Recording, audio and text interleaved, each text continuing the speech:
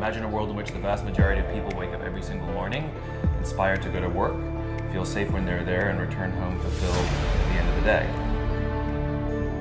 I promise you, our guests will help you acquire the behaviors and thought patterns you need to be successful in anything that you're trying to accomplish. I have yet to give a speech or have a meeting where somebody doesn't ask me the millennial question. What's the millennial question? Apparently millennials as a generation, which is a group of people who were born approximately 1984 and after, are tough to manage. And they're accused of being entitled and narcissistic, and self-interested, unfocused, lazy. But entitled is the big one. And because they confound leadership so much, what's happening is leaders are asking the millennials, what do you want? And millennials are saying, we want to work in a place with purpose, love that. We want to make an impact, you know, whatever that means. We want free food and beanbags. And so somebody articulates some sort of purpose, there's lots of free food and there's beanbags, and yet for some reason, they're still not happy. And that's because they're missing, there's a missing piece. What I've learned is that I can break it down into 4 pieces, right? There are four things, 4 characteristics. One is parenting, the other one is technology, the third is impatience, and the fourth is environment. The generation that we call the millennials, too many of them grew up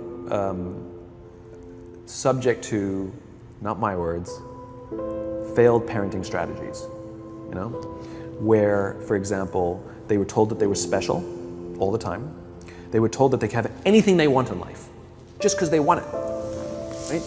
They were told, some of them got into honors classes, not because they deserved it, but because their parents complained. And some of them got A's, not because they earned them, but because the teachers didn't want to deal with the parents. Some kids got participation medals. You got a medal for coming in last, right?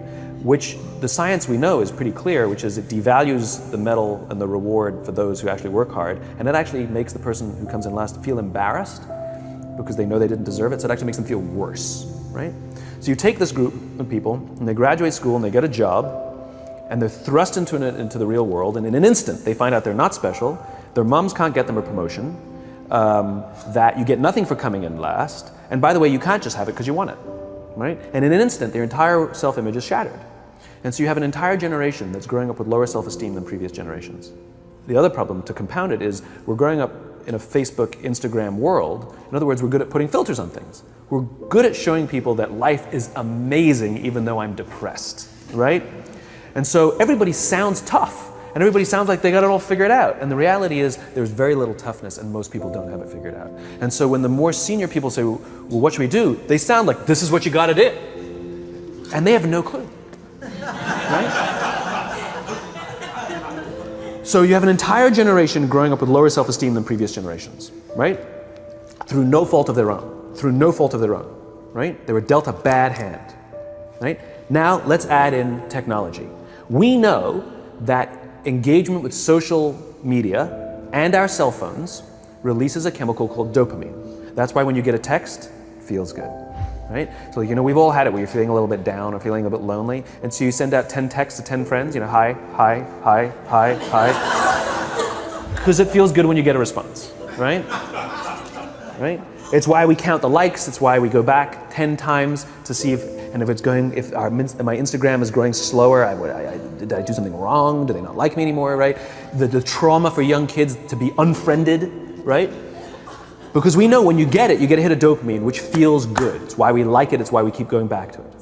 Dopamine is the exact same chemical that makes us feel good when we smoke, when we drink, and when we gamble. In other words, it's highly, highly addictive, right?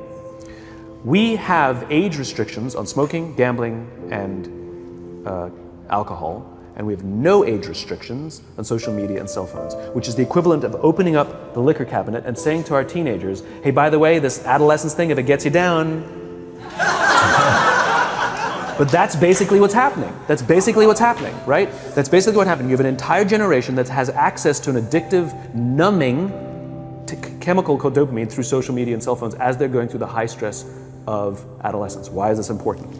Almost every alcoholic discovered alcohol when they were teenagers. When we're very, very young, the only approval we need is the approval of our parents. And as we go through adolescence, we make this transition where we now need the approval of our peers.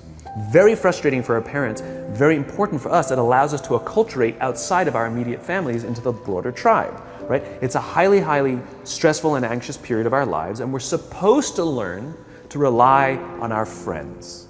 Some people, quite by accident, discover alcohol and numbing effects of dopamine to help them cope with the stresses and anxieties of adolescence.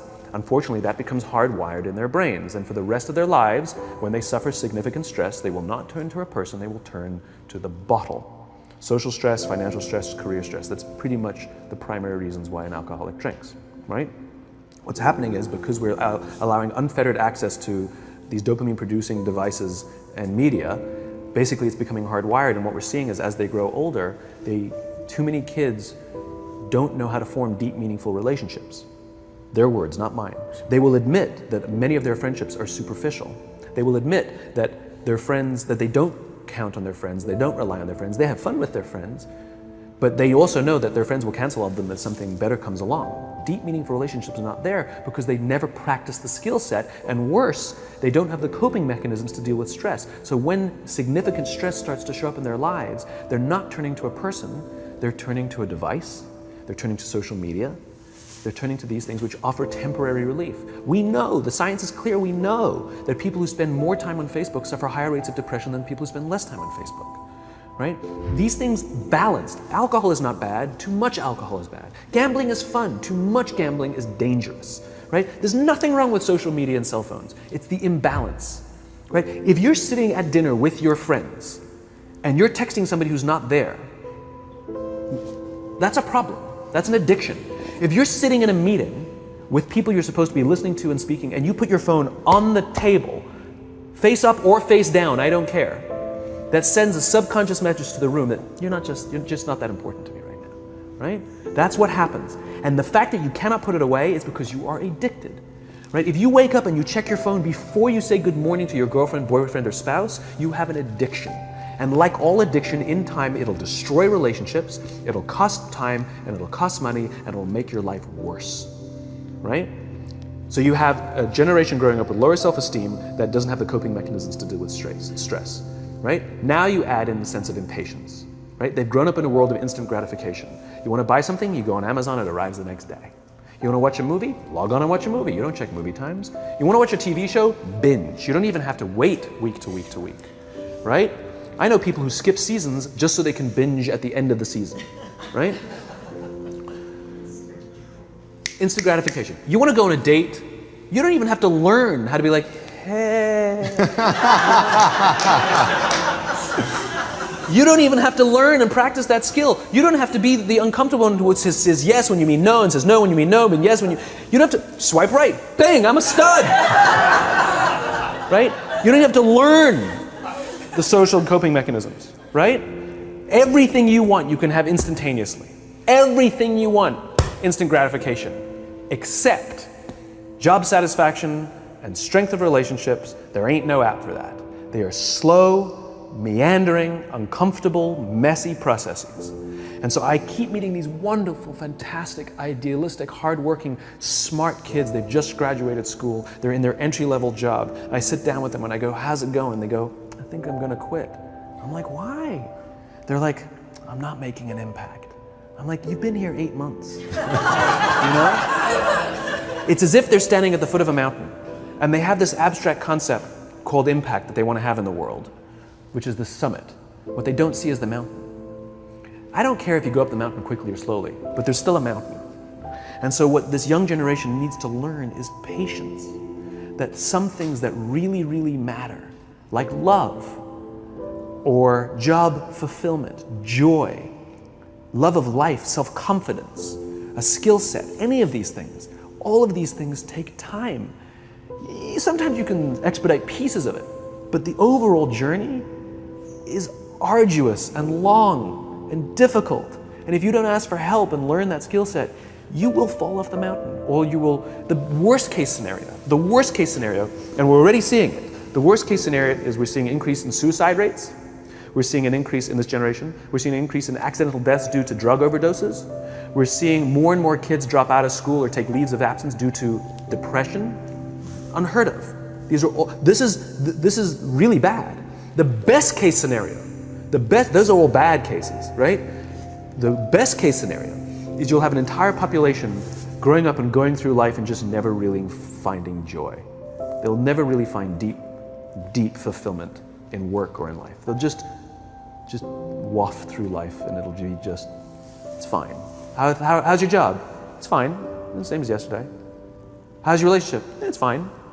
Like that's the best case scenario, which leads me to the fourth point, which is environment, which is we're taking this amazing group of young, fantastic kids who were just dealt a bad hand. It's no fault of their own. And we put them in corporate environments that care more about the numbers than they do about the kids. They care more about the short-term gains than the long-term life of this young human being. We care more about the year than the lifetime, right?